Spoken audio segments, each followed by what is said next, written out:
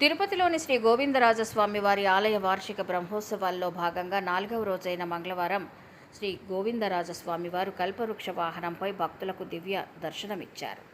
వైభవంగా సాగిన వాహన సేవలో గజరాజులు ముందుండగా మంగళ వాయిద్యాలు, కోలాటాలు, గోవిందనామ స్మరణల నడుమ మాడవీధులు ఆధ్యాత్మిక కాంతులతో కలకలలాడాయి. భక్తులు అడుగడుగున కర్పూర హారతులు సమర్పించి స్వామివారి అనుగ్రహం పొందారు. ప్రకృతికి ప్రాణాధారమైన వృక్షాలలో కల్పవృక్షం అత్యున్నతమైనదిగా పురాణాలు చెబుతాయి. సముద్ర మదనంలో ఆవిర్భవించిన ఈ దేవతా వృక్షం భక్తుల వాంఛిత ఫలాలను ప్రసాదించేదిగా ప్రసిద్ధి చెందింది. అలాంటి కల్పవృక్షాన్ని అధిరోహించిన కోనేటి రాయుడు భక్తుల కోరికలను తీర్చే దేవదేవుడుగా దర్శనమిచ్చి భక్తజనులను పరవశింపజేశారు. ఈనాటి మదంతి మోదంతే అనేన దీని చేత నేడు చక్కగా మనం దివ్యమైనటువంటి దర్శనాన్ని చూస్తూ స్వామివారి యొక్క ప్రభ వెలుగుతూ ఉన్నటువంటి కాబట్టి చక్కగా నేటి ఉత్సవాన్ని ఉత్సవ మకుటంగా తీర్చిదిద్దడమే కాకుండా కొలువై ఉన్నాడు వీడే గోవిందరాజు, గోవిందరాజు కొల కొలనేగి వచ్చే గోవిందరాజు, కొప్పుపై చూగులతోడి గోవిందరాజు,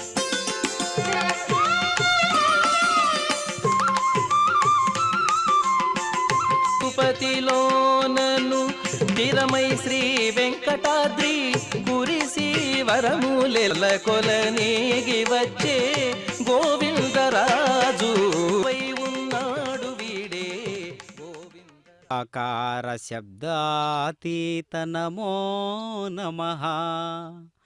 క్షీరసాగర శయన మహాబల సంపన్నా నీకు నమస్కారము. ఉదయించు బాల భానుని వంటి పవిత్ర పాద పద్మములతో బాలచంద్రుని వంటి ఉన్నట్లుగా డోలాయమాన ప్రపంచాన్ని నామరూప విలాసాత్మకమిదమైనటువంటి స్వామివారి యొక్క ప్రభ. అదిగో భక్తాదులందరూ కూడా చక్కగా శంకుచక్రధారుడైనటువంటి ఎంతో రాజసోపేతమైనటువంటి స్వామివారిని సేవిస్తూ అర్చిస్తూ ఆ కదిలేటటువంటి గమనం ఎలా ఉన్నది అంటే దేవేంద్రుడు ఐరావతాన్ని ఈ ప్రదర్శన నిర్వహిస్తూ ఉన్నారు అంటే గొప్ప.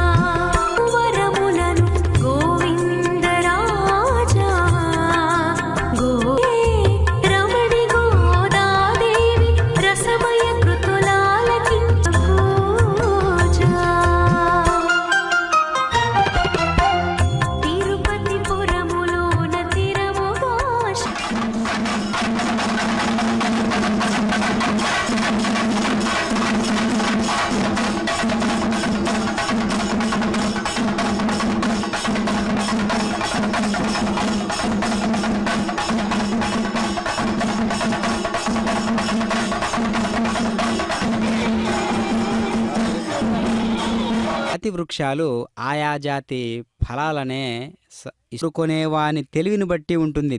మంచివి కోరితే మంచివే వసజామ్యహం అని అంటూ భగవంతుడు భక్త మందారుడు కదా, భక్త కల్పకం కదా, భక్త పారిజాతం కదా. దేదీప్యమానంగా దేవేంద్రుడు ఐరావతాన్ని అధిష్ఠించి ఏ విధంగా గమనం చేస్తాడో ఆ విధంగా పరమాత్మ మనకు దర్శనమిస్తూ